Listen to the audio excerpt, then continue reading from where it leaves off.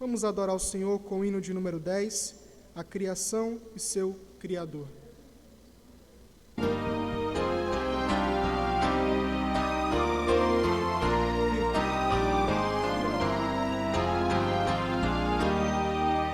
Vós, criaturas de Deus Pai, todos erguei a voz, cantai, louvai-o, aleluia, do sol dourado a refugir, do lua em prata a reluzir, louvai-o,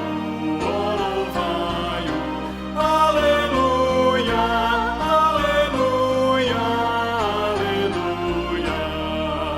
Ó boa terra que nos dás, enfim das bênçãos canta já. Louvai-o, aleluia, frutos e flores juntos dai. A glória a Deus, Senhor e Pai. Ó louvai-o, aleluia, aleluia, aleluia.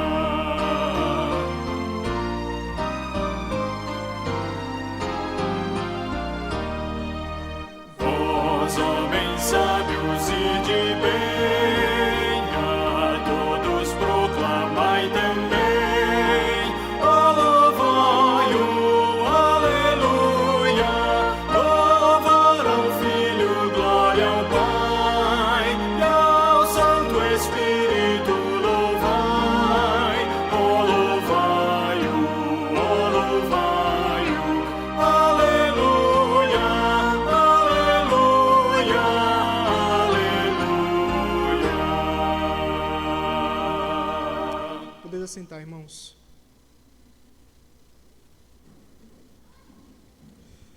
Continuando ainda no Salmo 19, nós iremos fazer a leitura agora do verso 12 ao verso 14.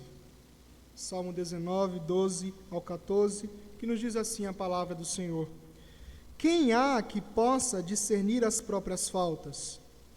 Absolve-me das que me são ocultas. Também da soberba guarda o teu servo, que ela não me domine.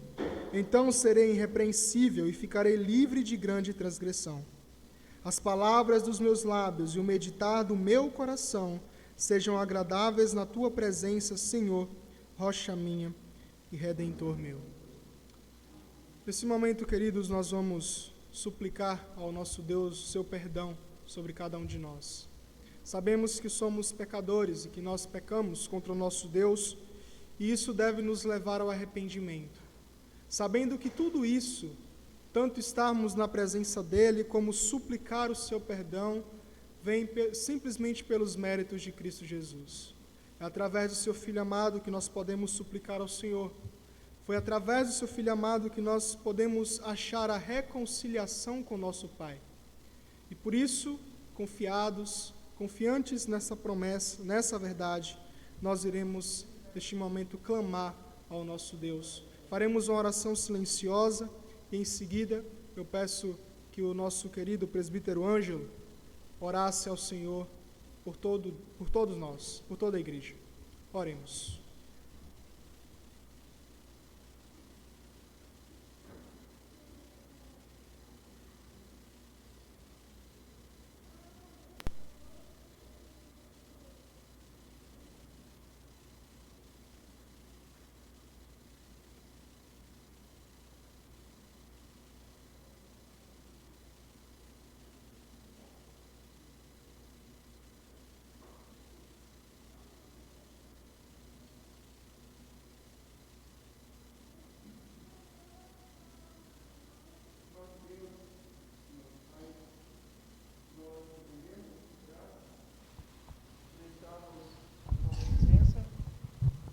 Neste momento de culto, de adoração, de louvor ao teu santo nome. Muito obrigado, Pai, pelo privilégio que temos de estarmos juntos aqui na tua presença, na tua casa. Mas queremos agora, Pai, te implorar que tu aceita a nossa gratidão pelo perdão que o Senhor nos concede agora, mediante a nossa confissão das nossas faltas, dos nossos pecados cometidos diante de Ti. Continua, Pai, nos condicionando a continuarmos na Tua presença, louvando, glorificando o Teu santo e soberano nome. Ajuda, Senhor, Teu servo que está à frente, que nesta manhã ele nos traga da Tua parte uma palavra que venha edificar os nossos corações e levar o nosso espírito a Ti, Senhor. Nós oramos, implorando todas essas bênçãos, ainda implorando em favor do Teu servo, pastor Antônio Luiz. Graças Te damos pela melhora que ele está tendo e cremos que o Senhor restaurará em breve a sua saúde. Nós louvamos, ó Pai, por tudo que o Senhor tem feito por ele, pela sua família e pela Tua igreja, Senhor. Em nome de Jesus. Amém. Amém. Queria meditar com os irmãos nesta manhã. Quero convidá-los a abrirem suas Bíblias no livro de Ruth. Livro de Ruth, capítulo 1.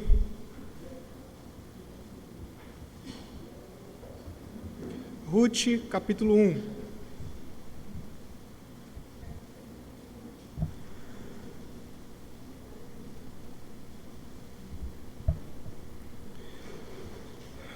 Faremos essa leitura do verso 1 ao verso 6 do livro de Ruth, capítulo 1.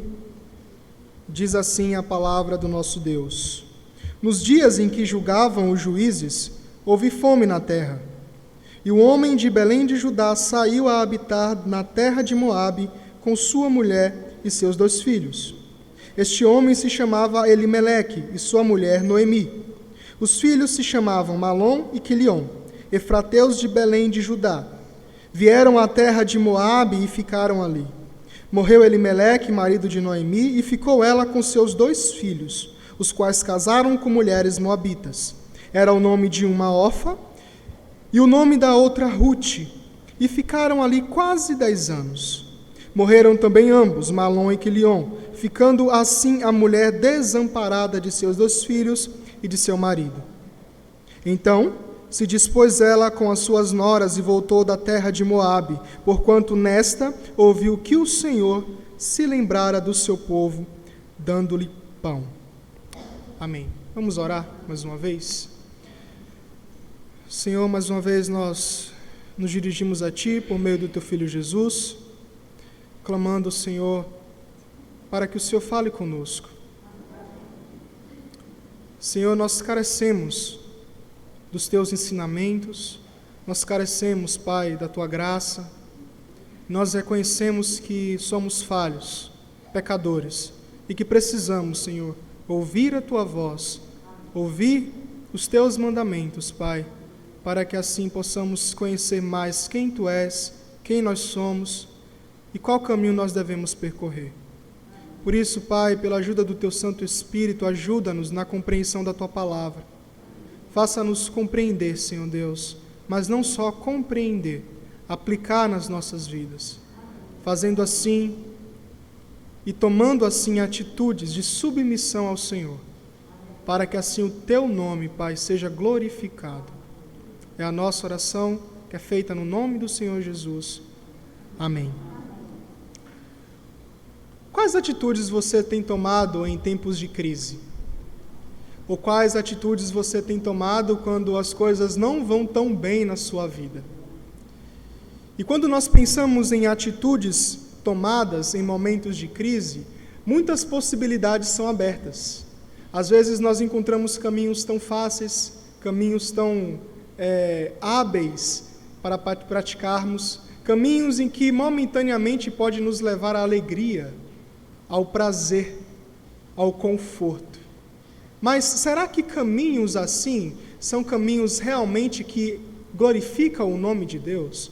Será que caminhos em que aparentemente, com a atitude de fugir da crise, com a atitude de fugir do problema que muitas vezes nos alcança, nos atinge, será que caminhos fáceis são caminhos aparentemente que glorificam a Deus? E com isso eu quero pensar com os irmãos nesta manhã a respeito do tema o que fazer nos momentos de crise. Quando nós pensamos no livro de Ruth, aquilo que vem à memória, principalmente nos primeiros versículos que nós acabamos de ler, vem em nossa mente algumas palavras-chave: rebeldia, busca de provisão, união familiar, falta de confiança em Deus, luto, viuvez, mas também providência de Deus. E quando nós observamos o cenário aqui em Ruth, e também trazendo à memória a respeito de atitudes fáceis que nós tomamos, muitas das vezes aquilo que nós queremos é guiar a nossa própria vida. Aquilo que nós queremos por caminhos fáceis é buscar resolver os problemas com as nossas próprias mãos. E será que resolver os problemas com as nossas próprias mãos trará alegria constante na presença do nosso Deus? E não é diferente com o povo de Deus, porque no contexto em que Ruth se encontra, aquilo que nós podemos perceber é que ele se encontra no dia em que julgavam juízes, como nós lemos no primeiro versículo. Mas antes de entrar nesse ponto, eu queria ver com vocês algumas coisas antes de chegar no livro, porque o povo de Deus no Egito estava em escravidão, e eles clamam ao Senhor para que o Senhor os liberte, os tire da escravidão. E quando aquele povo clama ao Senhor por libertação, clama ao Senhor por livramento, o Senhor, pela sua misericórdia, atende o pedido do seu povo. E é então que Deus levanta Moisés, também juntamente com Arão, para que, como servos, como instrumentos dele, se dirijam ao Egito, para libertar, e a missão de libertar o seu povo da escravidão. E é chegando lá que nós podemos perceber, através da narrativa bíblica, que Deus usa os seus servos para proclamar a sua verdade, intentando e levando para que o faraó liberte o seu povo do Egito. Mas lá tem uma palavra muito específica e uma aplicação muito interessante, que Deus, o próprio Deus, endurece o coração de faraó, não deixando com que o povo saia. E aí você se pergunta, mas que propósito Deus tem nisso? Deus quer libertar o seu povo, mas Ele não faz imediatamente. É então que Deus demonstra o seu poder. E quando nós olhamos para as 10 pragas eram 10 deuses que o povo do Egito adorava. E Deus as manda, mostrando que Ele é o Deus soberano, o Deus que governa todas as coisas, e que Ele é o Deus acima de qualquer outro, e acima dos deuses. E é aí que Deus liberta o seu povo. E na caminhada no deserto, Deus diz para o seu povo, e aquilo que nós encontramos lá em Êxodo 20, primeiro mandamento que Deus escreve para o seu povo, de que eu sou o Senhor teu Deus, e não terás outros deuses diante de mim. Não farás imagens de escultura, mas adorará somente a mim, ao Deus que libertou vocês da escravidão, ao Deus que tirou vocês do sofrimento. E quando nós olhamos a respeito desse livramento que Deus dá, Deus faz um pacto com o seu povo. Que pacto é esse? A aliança que Deus faz, como essa que eu destaquei, uma delas, é que o povo não se apartaria mais dele, que ele seria o seu Deus, que ele cuidaria do seu povo, que ele sustentaria o seu povo em todo o tempo, e que ele guiaria o seu povo até a terra prometida, a terra que mana leite e mel. A aliança que Deus faz, a aliança do Senhor, é uma aliança, meus irmãos e minhas irmãs, inquebrável. É uma aliança em que o homem, independente das suas atitudes, não pode quebrar, não pode desfazer. E olhando isso, Deus enviando o seu povo para um lugar preparado por Ele mesmo, para que o povo tenha comunhão com Ele mesmo, Deus diz lá em Deuteronômio, entre Deuteronômio 27 e 29, que se o povo fosse fiel, comeria do melhor da terra. Mas a gente olha para o livro de Ruth, e nós vemos que, logo no primeiro versículo, diz que nos dias em que julgavam os juízes, houve fome na terra. Houve fome na terra em que o Senhor deu ao seu povo.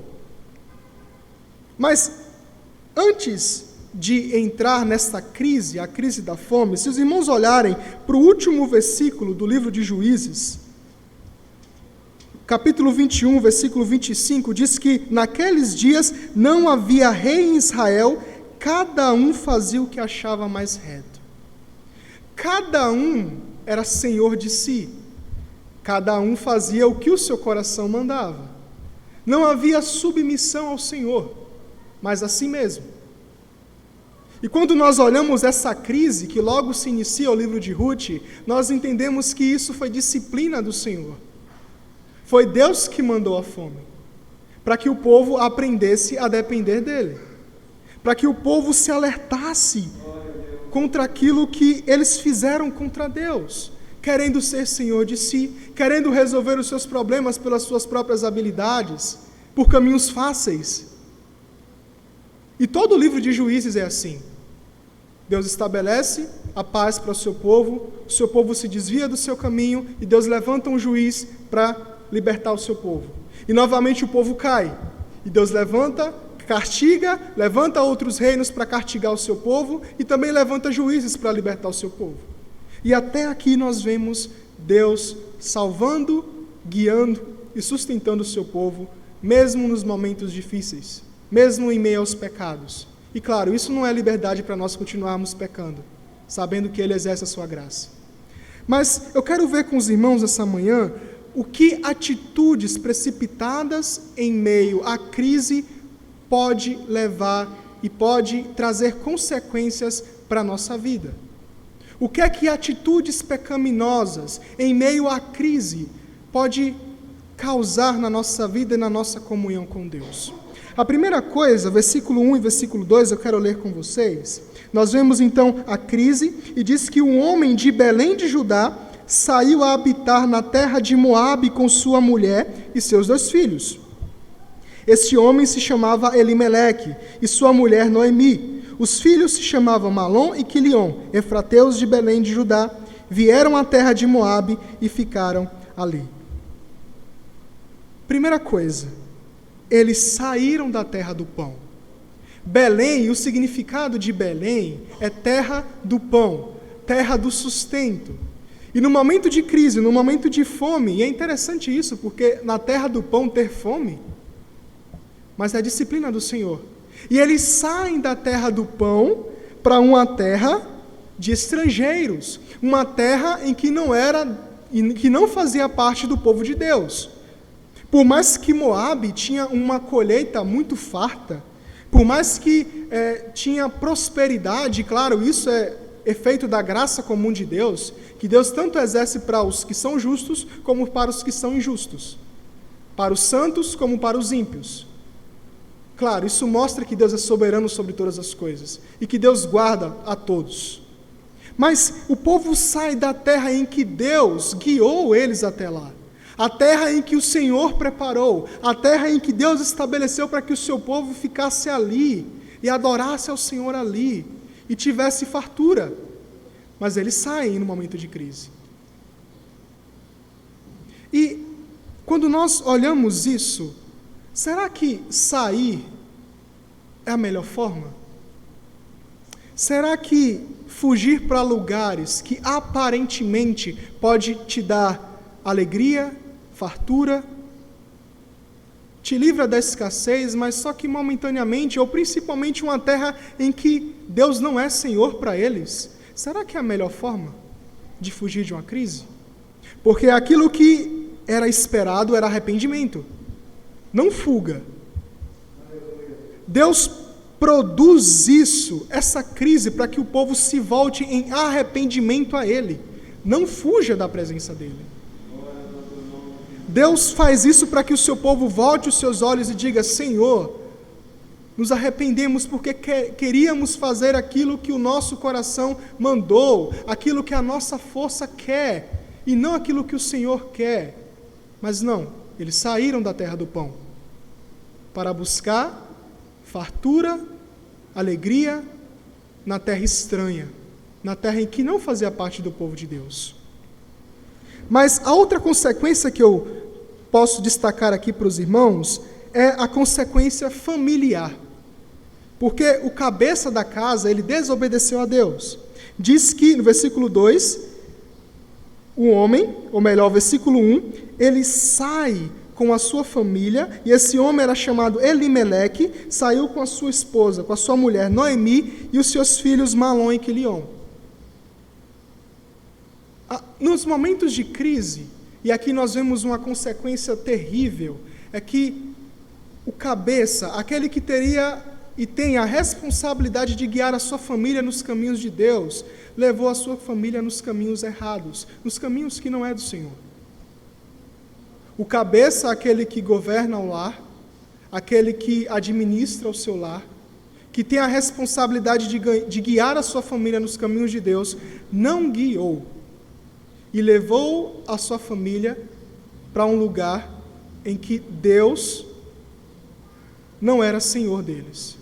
E é interessante que o nome Elimeleque é Deus é o meu rei. Mas ele quis ser o próprio rei da sua família, da sua vida.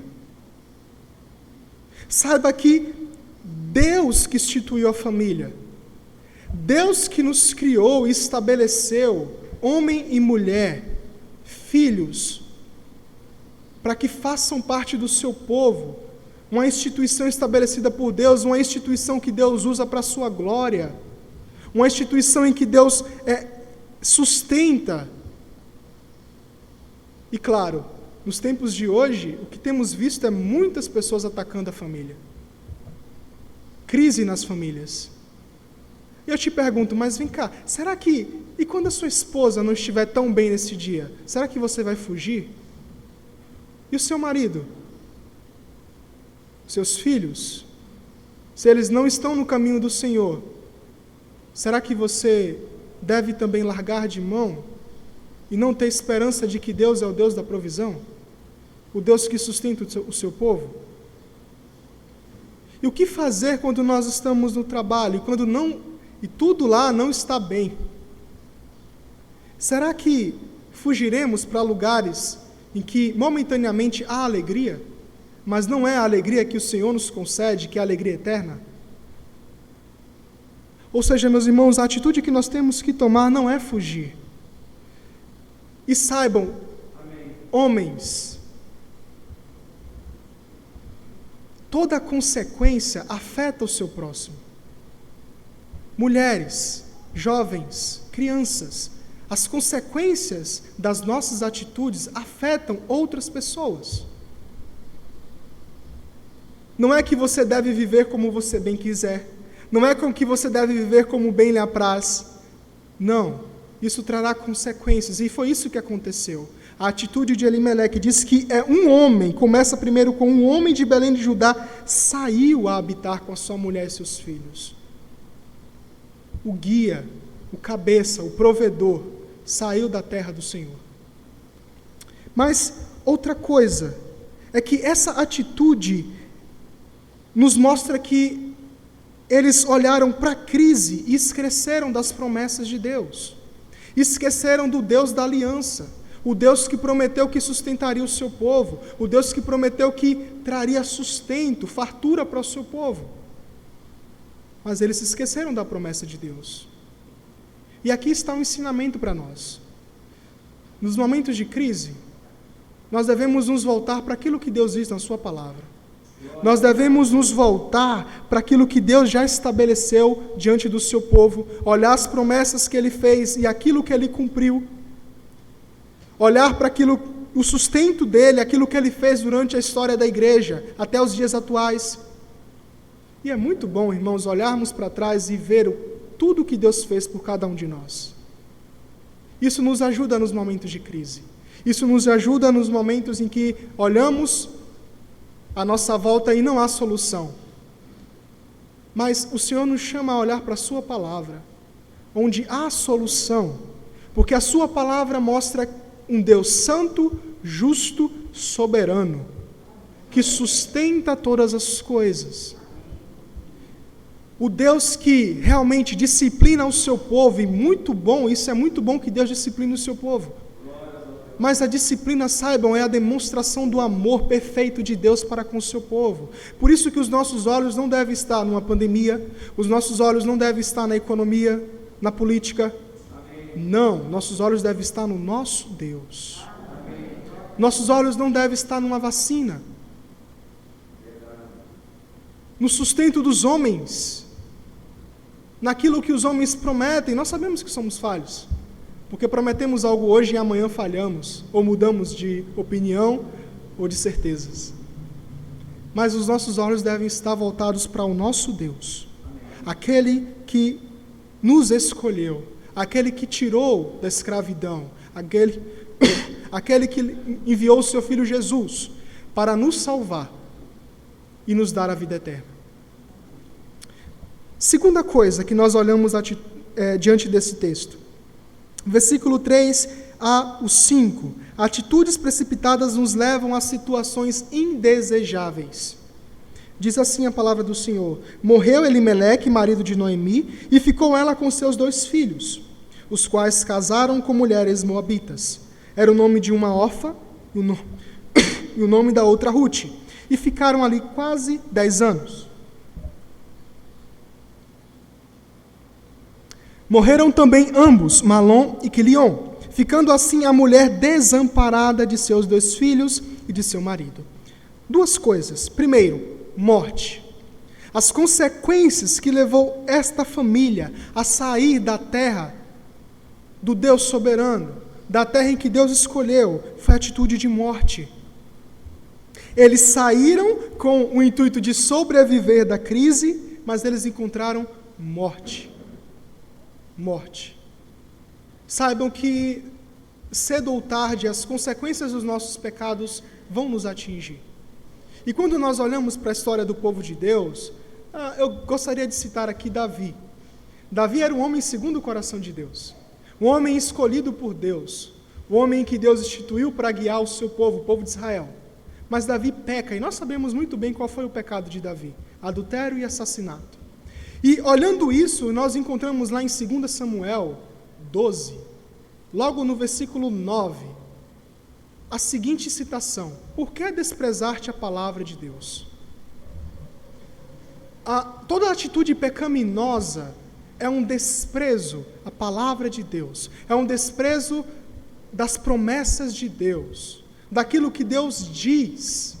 Por isso que consequências terríveis atingem pessoas que desobedecem e que desprezam a palavra de Deus.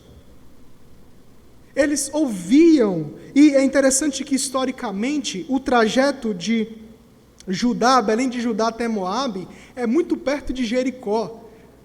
E lá em Jericó eles poderiam perceber, e claro, Jericó estava em pedras, destruída, o que Deus fez para o seu povo, destruindo as muralhas. E quando eles passam, é interessante nós imaginarmos que eles olharam aquela situação de Jericó e tinham visto o que Deus fez, o poder de Deus, a soberania de Deus. E eles estavam indo por caminhos contrários. Será que eles não poderiam parar e imaginar: mas olha o que Deus fez, Deus não poderia nos tirar da escassez? Mas não, desprezaram a palavra de Deus. Assim como Davi desprezou a palavra de Deus, nós vemos lá em 2 Samuel 12 as consequências que teve o seu pecado. Deus diz lá que se ele fez o adultério de forma privada, Deus faria agora de forma pública com as mulheres de Davi. E que a espada nunca mais se apartaria da sua casa. Saiba, meus irmãos, as consequências das nossas atitudes um dia chegaram a nós, sejam elas boas ou ruins.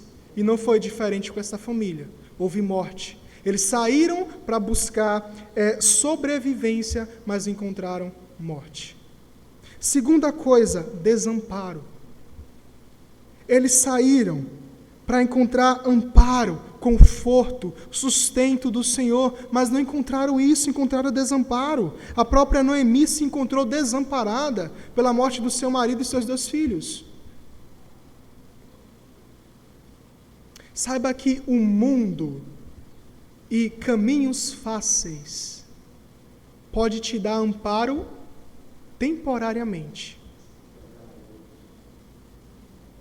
Você pode até encontrar amparo, uma alegria, um momento de prazer, de conforto, mas saiba, isso não é eterno.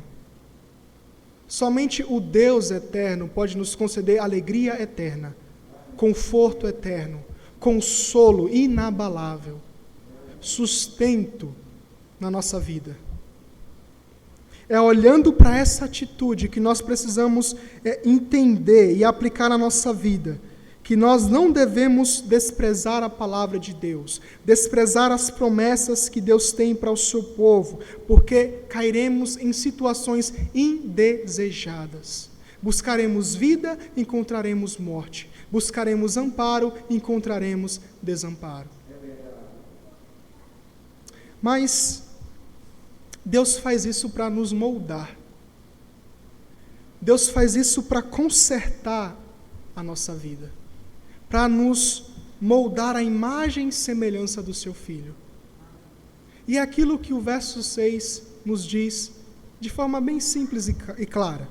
Então se dispôs ela com as suas noras e voltou à terra de Moabe, porquanto nesta ouviu que o Senhor se lembrara do seu povo, dando-lhe pão. Deus traz a fome e Deus dá o sustento. É aquele que traz a escassez, mas que dá a fartura. Mas sabe, meus irmãos, a disciplina do Senhor não é algo ruim.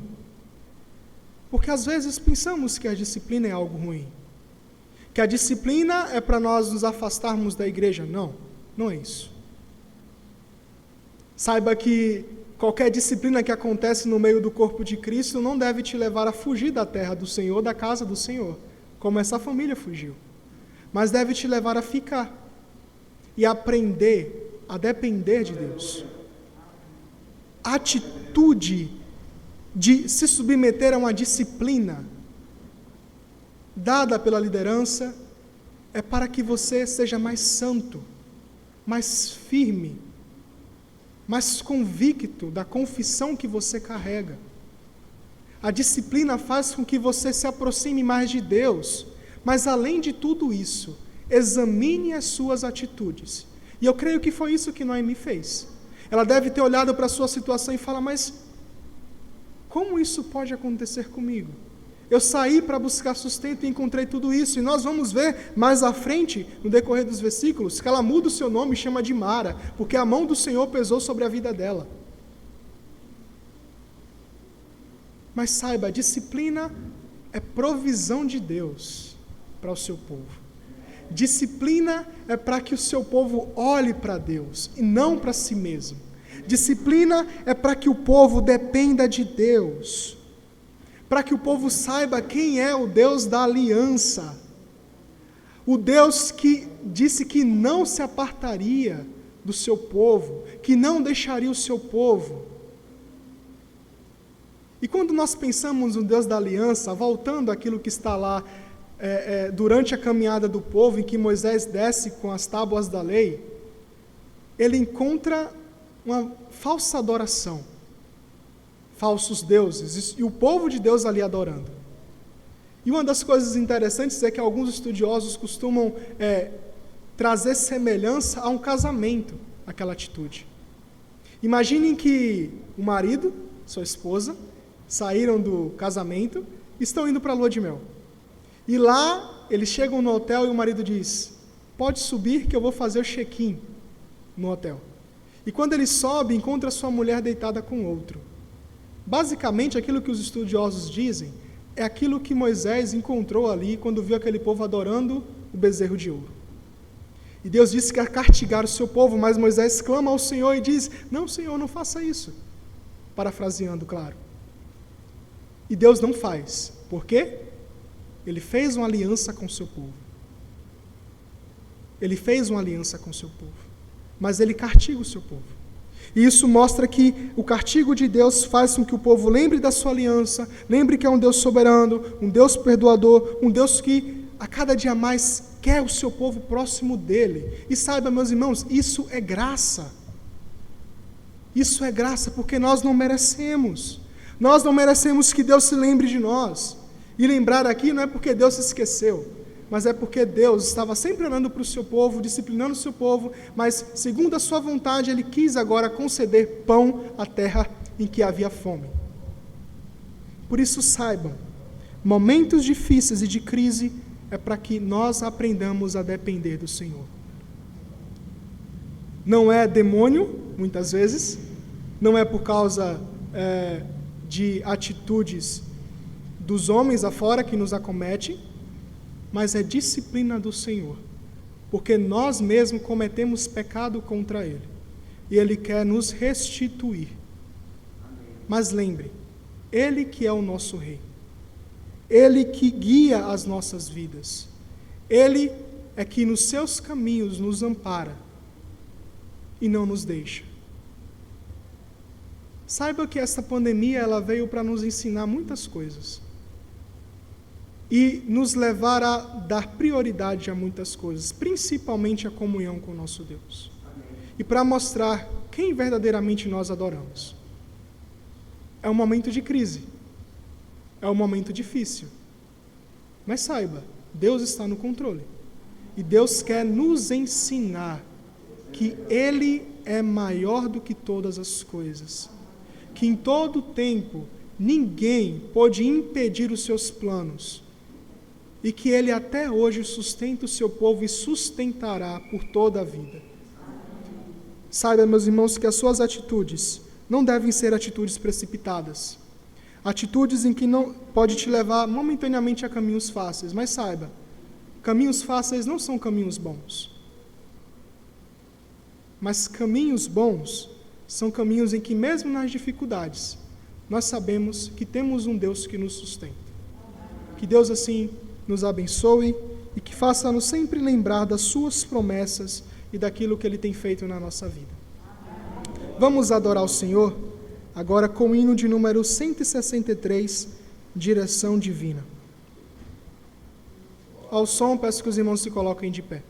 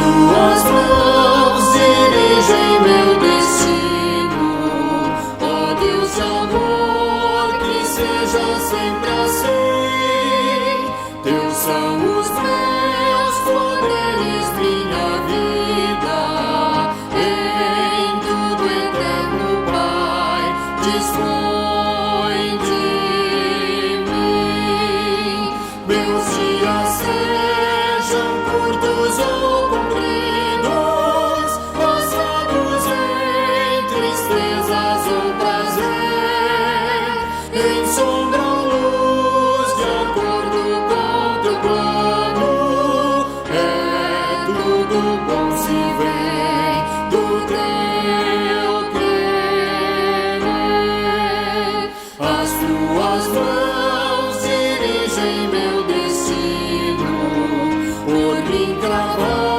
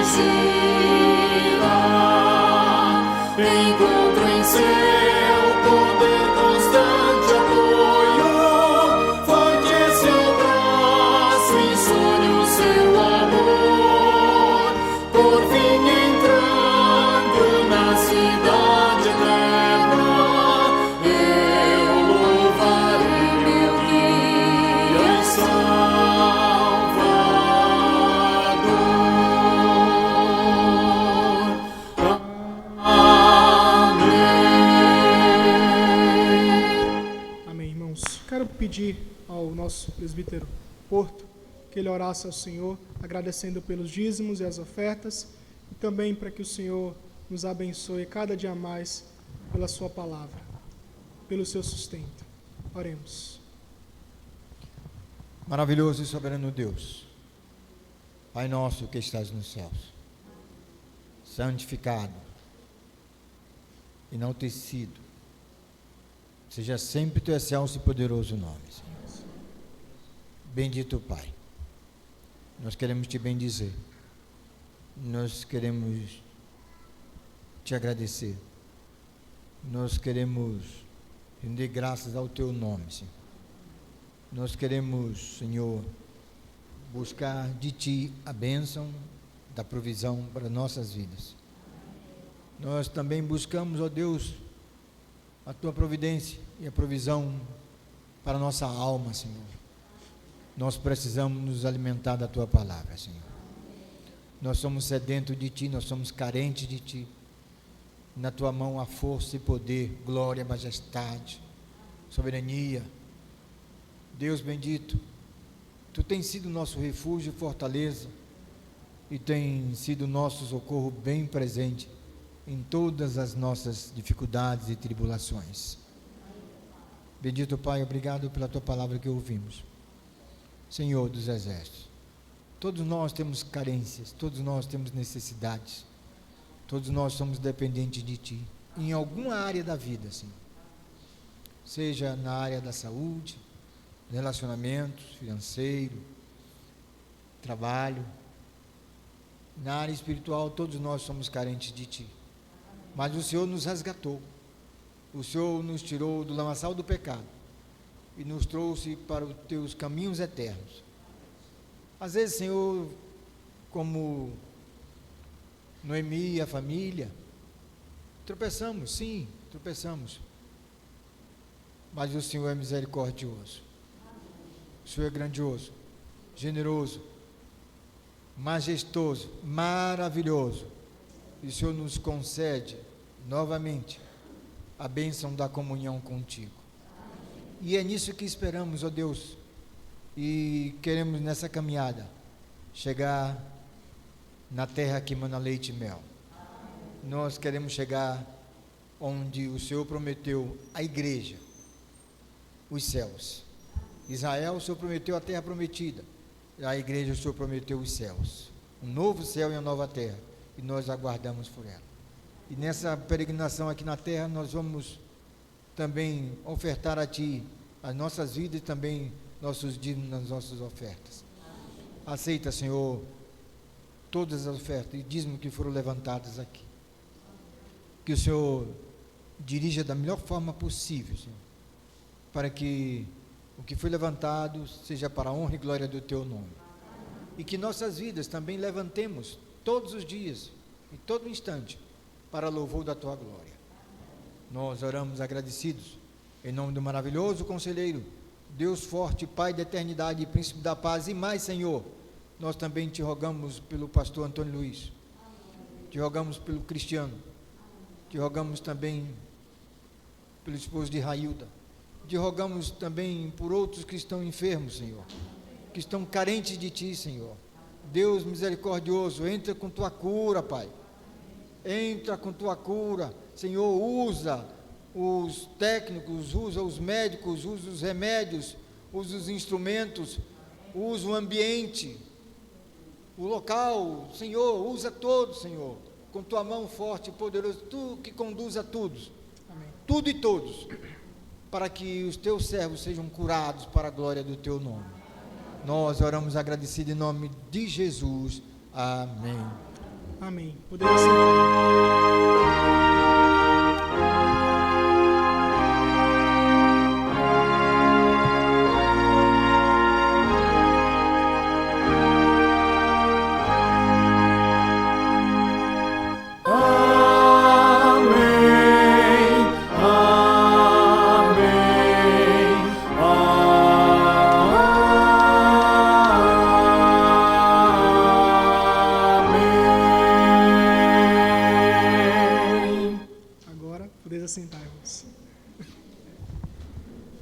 Quero passar para a superintendência, não é isso? Correto.